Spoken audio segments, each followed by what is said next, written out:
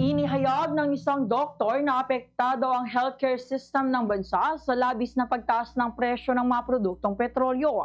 Sa naging panayam ng Bombo Radyo Kawan kay Dr. Mela Lazaro, sinabi niya na pangunahing naapektuhan ng mga healthcare deliveries gaya ng medical supplies na ini-import pa sa ibang bansa. Maliban dito ay maaari ring tumaas ang ambulance fee para sa pag-transport ng mga pasyente sa iba't ibang facilities, pangunahin na sa mga private hospitals.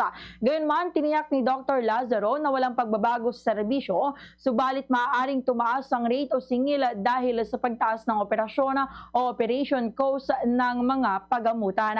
Umaasa naman siya na pagtutuunan din ito ng pansin ng pamahalaan upang matiyak na hindi magkulang sa gamit ang mga hospital na maaaring magresulta sa pagbaba ng kalidad ng kanilang serbisyo. Kailangan anyang may nakalaang pondo para sa mga hospital at iba pang health sectors upang matiyak na hindi maantala ang kanilang serbisyo na malagay sa alanganin ng buhay ng mga Pilipino.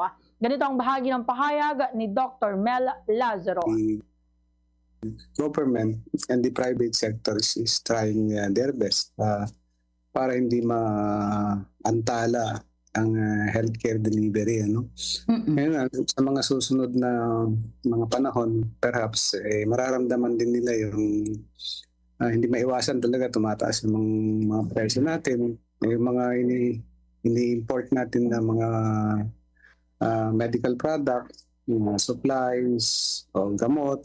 Yes po.